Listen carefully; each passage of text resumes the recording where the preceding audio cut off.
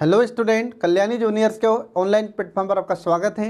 मैं हूं लखन दाइमा, आपको हिंदी पढ़ा रहा हूं कक्षा 8 की बसंत भाग 3। तो बच्चों, अब हम आपको पढ़ाएंगे कि कबीर की जो साखियां हैं उसके प्रश्न उत्तर। तो चलिए इसमें शुरू करते हैं इसके प्रश्न अभ्यास, इसके प्रश्न उत्तर जो कबीर की साखियां पाठ के, ठीक है, जो आपके लिए बहुत ही महत्वपूर्ण है। अब देखिए इसमें जो कबीरदास जी ने दोहे लिखे थे तो उसमें उसके प्रश्न उत्तर कैसे कैसे आते हैं परीक्षा में, कैसे कैसे आपसे पूछे जाएंगे और कैसे आपको उनका उत्तर लिखना है। तो देखिए यहाँ पर प्रश्न पहला, तो प्रश्न पहला है कि तलवार का महत्व होता है, म्यान का नहीं। उक्त उदाहरण से कबीरदास जी क्या कहना चाहते हैं और इसे स्पष्ट कीजिए। ठीक है, अब इसका उत्तर देखिए आगे। तो उत्तर है कि तलवार का महत्व होता है, म्यान का नहीं। ये आपको ध्यान रखना है, किसका महत्व होता है? तलवार का महत्व होता है, म्यान का कोई महत्व नहीं होता। इसका उदाहरण देते हुए हमारे कबीरदास जी कहते हैं कि मनुष्य को उस वस्तु के विषय में जानकारी होना चाहिए या उस वस्तु के बारे में उसे जानकारी प्राप्त करना चाहिए जिससे उसका काम पूरा होने वाला है। आ रहा समझ में? तो कबीरदास जी यहाँ पर कह रहे हैं कि हमको किसका ज्ञान होना चाहिए, मतलब जो वास्तव में जिस वस्तु का हमें काम है उसका हमें ज्ञान होना आवश्यक है, उसकी जानकारी होना हमें आवश्यक होता है। तो हमें तलवार का मोल भाव करना चाहिए, न कि उसके म्यान का। ठीक है, इसके बाद फिर अनावश्यक वस्तु के विषय में जानकारी प्राप्त करने का कोई औचित्य नहीं होता है, कोई मतलब नहीं होता। जो व्यर्थ की वस्तुएं होती हैं, जो अनावश्यक वस्तुएं होती है जिससे हमारा कोई मतलब नहीं, जो हमारे कोई काम में नहीं आने वाली है, ऐसी वस्तु से हमें कोई ताल्लुकात नहीं रखना चाहिए, इसके बारे में हमें कोई जानकारी प्राप्त नहीं करना चाहिए और ऐसी वस्तुओं को कोई औचित्य भी नहीं होता।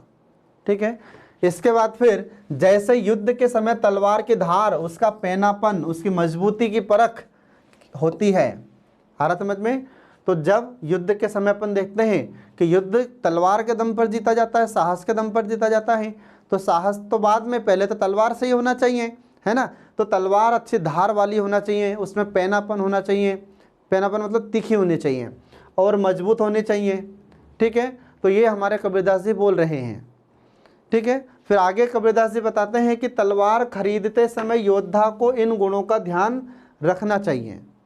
मतलब जब कोई भी योद्धा तलवार खरीदता है, मतलब जैसे कबीरदास जी इन पंक्तियों के माध्यम से, इन दोहों के माध्यम से समझा रहे हैं कि आपको सच्ची वस्तु की परख होनी चाहिए। आ रहा समझ में? ये तो सब उदाहरण देकर हमारे कबीरदास जी बता रहे हैं आपको कि तलवार खरीदते समय योद्धा को इन गुणों का ध्यान रखना चाहिए। किसका ध्यान रखना चाहिए? कि तलवार की धार हो, उसमें पैनापन हो, वह मजबूत हो, इसकी परख योद्धा को होना चाहिए। ठीक है, तो यहाँ पर योद्धा को गुणों को ध्यान रखकर ही तलवार का दाम चुकाना चाहिए। ठीक है, इसके बाद म्यान का नहीं, तो योद्धा को किसका मूल्य चुकाना चाहिए? जो तलवार है अच्छी, जिसमें धार होती है, पैनापन होता है, तलवार मजबूत होती है, उसकी कीमत चुकाना चाहिए, उसका मूल्य चुकाना चाहिए, न कि म्यान का मूल्य चुकाना चाहिए। ठीक है, इसके बाद फिर यदि अत्यंत चमकीली सुंदर म्यान में धार रहित और एक भी आघात न झेल सकने वाली तलवार होगी तो तलवार और म्यान दोनों ही व्यर्थ है। ठीक है, अब म्यान तो बहुत अच्छी है, पता चला कि म्यान के अंदर जो तलवार थी वह मजबूत भी नहीं थी, धार भी नहीं थी तलवार में, तो फिर ऐसे तलवार का और ऐसी म्यान का कोई मतलब नहीं है। आ रहा समझ में? ये आपको ध्यान रखना है। अब इसके बाद में इसी प्रकार मनुष्य की जाति, धर्म, बोली आदि का कोई महत्व नहीं है। तो कबीरदास जी यहाँ पर कह रहे हैं कि किसी भी मनुष्य की कोई सी भी जाति हो, कोई सा भी धर्म हो, ठीक है, बोली, इसका कोई महत्व नहीं है। तो फिर महत्व किसका है? तो महत्व है उसके ज्ञान का। हारा समझ में?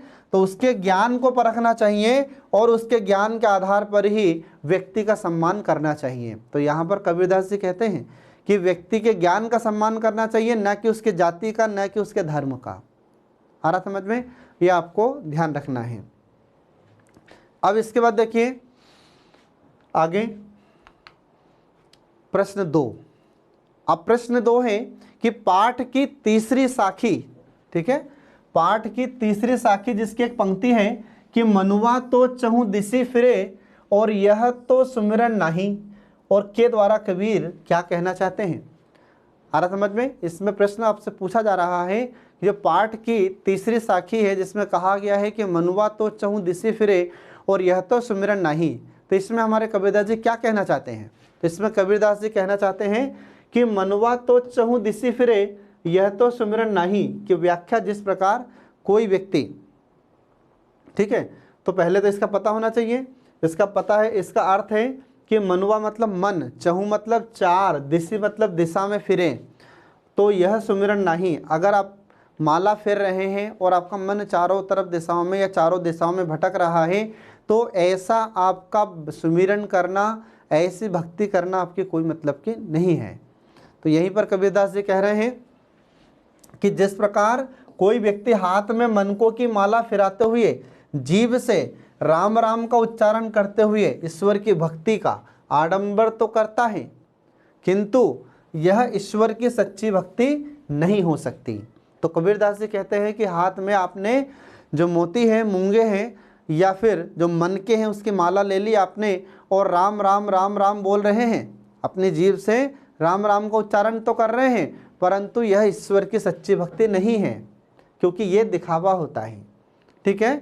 और क्योंकि उसका मन तो ईश्वर पर केंद्रित ना होकर चारों ओर भटक रहा है, तो उस व्यक्ति का मन तो ईश्वर में तो नहीं लगा है, ईश्वर में तो उसका ध्यान केंद्रित नहीं है, बल्कि उसका मन तो चारों दिशाओं में भटक रहा है, ठीक है।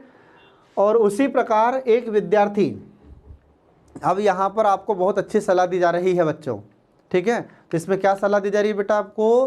तो ये बताया जा रहा है कि जैसे अगर कोई व्यक्ति भक्ति का दिखावा करता है, जैसे हाथ में मूंगे की माला ले लिया, मनके की माला ले ली और राम राम राम राम कर रहा है, लेकिन उसका दिमाग और कहीं जा रहा है, उसका मन और कहीं भटक रहा है चारों दिशा में, तो ठीक ऐसे ही विद्यार्थियों के लिए भी सलाह दी गई है कि अगर विद्यार्थी अपनी मोटी मोटी पुस्तक खोलकर सामने बैठ जाए, आ रहा समझ में, तो आगे क्या बोला जा रहा है? तो उसी प्रकार के विद्यार्थी यदि अपना ध्यान अपनी पाठ्य वस्तु पर न लगाकर अपने सामने मोटी मोटी पुस्तकें खोलकर पढ़ने का दिखावा करता है, तो यह तो पढ़ाई नहीं हो सकती।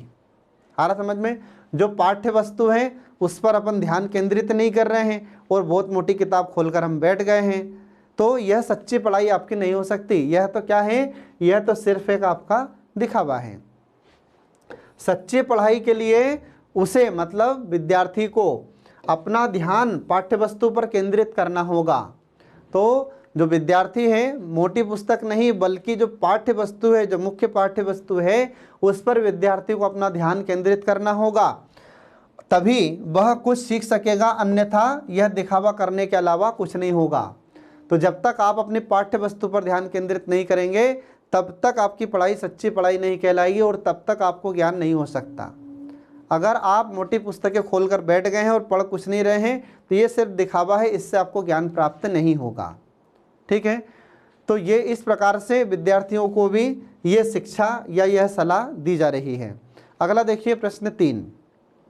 प्रश्न 3 है कि कबीरदास जी ने या कबीर घास की निंदा करने से क्यों मना करते हैं, और पढ़े हुए दोहे के आधार पर स्पष्ट कीजिए, ठीक है। तो हमने पीछे आपको दोहा पढ़कर बताया था और उसका अर्थ भी समझाया था आपको कि कबीर घास की निंदा करने से मना करते हैं। तो क्यों मना करते हैं, तो देखिए आगे। तो कबीर ने निंदा करने से इसलिए मना किया है क्योंकि निंदा या बुराई करते समय व्यक्ति की अच्छाइयों की ओर ध्यान नहीं दिया जाता। जब हम किसी भी व्यक्ति की बुराई करते हैं तो हम फिर उसकी अच्छाई भूल जाते हैं। आ रहा समझ में? हम उसकी अच्छाइयों को, उसकी 100 अच्छाइयों को भुलाकर हम उसकी एक बुराई करना चालू कर देते हैं। तो जब व्यक्ति किसी की निंदा करता है, बुराई करता है, तो उस व्यक्ति की अच्छाइयाँ उसे बिल्कुल भी दिखाई नहीं देती, ठीक है। यह को ध्यान रखना है। तो फिर हर व्यक्ति में कुछ न कुछ अच्छाइयाँ अवश्य होती है, पर निंदा करने वाला उनको देख नहीं पाता। तो हम जिस व्यक्ति की बुराई करते हैं वो उस व्यक्ति में भी कुछ न कुछ अच्छाइयाँ तो होती है। ऐसा नहीं है कि सारा व्यक्ति, बिल्कुल जो भी व्यक्ति है उसमें सारी बुराइयाँ भरी हुई है, ऐसा नहीं है। अगर किसी व्यक्ति में बुराइयाँ हैं तो उसमें कुछ अच्छाइयाँ भी होती है। विश्व का ऐसा कोई मनुष्य नहीं है जिसमें बुराइयाँ नहीं हैं, ठीक है। और जिसमें बुराइयाँ हैं तो उसमें कुछ अच्छाइयाँ भी होगी। तो यही हमारे कबीरदास जी बता रहे हैं कि जब हम किसी व्यक्ति की बुराई करते हैं तो हम उसकी अच्छाई को भुला देते हैं, उसकी अच्छाइयाँ हमें दिखाई नहीं देती। इसलिए किसी की निंदा नहीं करनी चाहिए। इसके बाद में फिर कबीरदास जी कहते हैं कि निंदक नियरे राख ही आंगन कुटी छवाए, ठीक है। अनुसार निंदक का अर्थ होता है। अब ये जो पंक्ति आई है कि निंदक नियरे राखी आंगन कुटी छवाएं, तो इस पंक्ति का अर्थ यह होता है कि आलोचक। तो निंदक का अर्थ क्या है? निंदक का अर्थ होता है निंदा करने वाला, आलोचना करने वाला, आलोचक। ठीक है। इसके बाद फिर तो आलोचक जो हमारी कमियों पर ध्यान दिलाने के साथ साथ उन्हें सुधारने के लिए भी हमें प्रोत्साहित करता है। अगर कोई आपकी बुराई कर रहा है, मतलब ये कि अगर कोई आपकी वास्तविकता आपको बता रहा है तो आपको गुस्सा नहीं होना है। आ रहा समझ में? अगर आपकी कोई वास्तविकता आपको बता रहा है तो आपको बिल्कुल गुस्सा नहीं होना है, क्योंकि उससे हमारी गलतियों में सुधार होता है। अगर हम गलती करते हैं, हमारे माता पिता हमारी गलतियां आपको बता रहे हैं, हमारे बड़े, हमारे शिक्षक अगर हमारी गलतियां आपको बता रहे हैं, तो हमें अपनी गलतियों का एहसास होना चाहिए, न कि गुस्सा करना चाहिए। ठीक है। जब तक आप अपनी गलती नहीं सुधारोगे तब तक आप आगे नहीं बढ़ सकते। ठीक है। तो इसलिए आपको ध्यान रखना है कि जो आलोचक होता है वह हमारी कमियों को बताता है और हमारी गलतियों को, हमारी कमियों को सुधारने के लिए प्रोत्साहित करता है। और अगर हम हमारी गलतियां सुधारते हैं तो धीरे धीरे हम उन गलतियों को सुधारते सुधारते अपना स्वभाव अच्छा बना लेते हैं और हम एक दिन बहुत आगे पहुंच जाते हैं। ठीक है। तो ये इस प्रश्न का उत्तर है जो आपको ध्यान रखना है। ठीक है। अब इसके बाद आगे देखिए प्रश्न, घास का विशेष अर्थ। तो घास का विशेष अर्थ क्या है? तो घास के विशेष अर्थ से तात्पर्य समाज का वह व्यक्ति या वह दीनहीन व्यक्ति है जिसके लिए हम समझते हैं कि हमारे पास किसी काम या वह हमारे किसी काम का नहीं है या वह हमारे कोई काम नहीं आ सकता। आ रहा समझ में? ये आपको ध्यान रखना है। तो घास का अर्थ यहाँ पर क्या हुआ?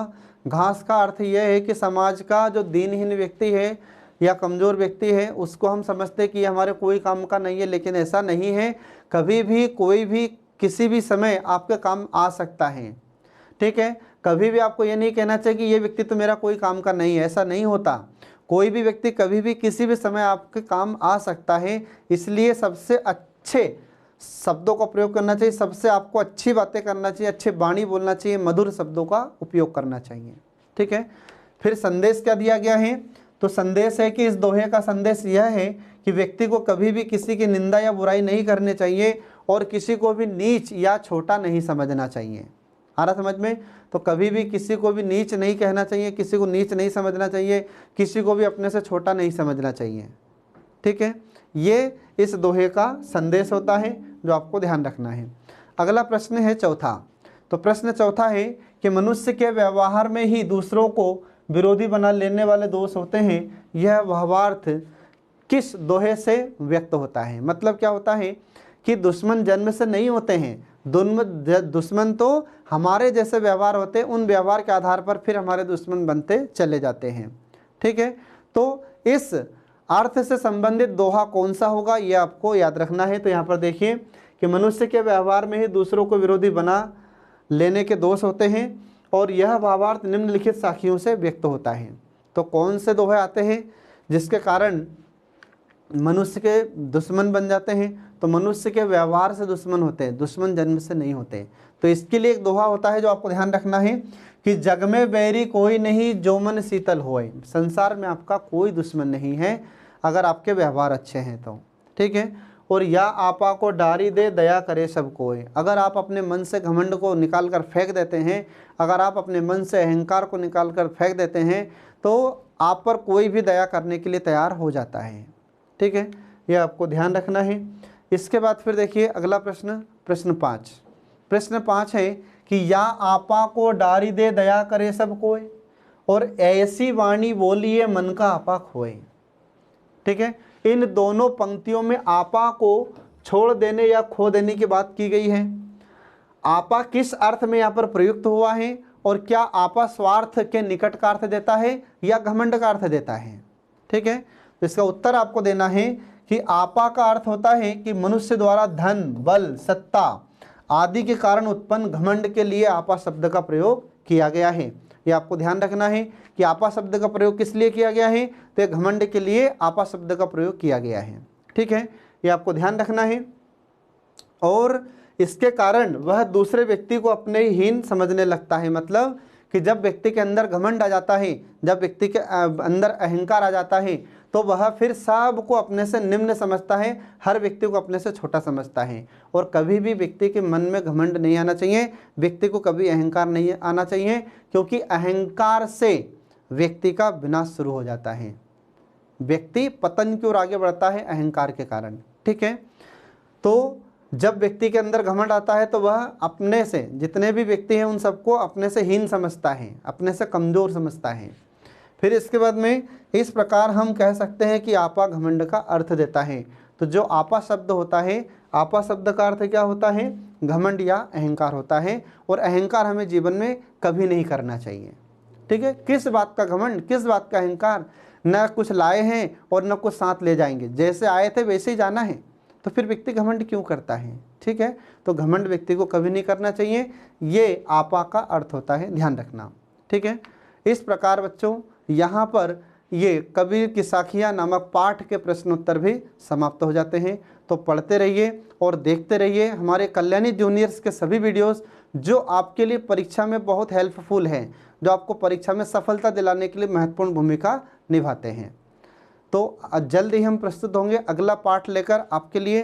तब तक के लिए bye bye, thanks for watching.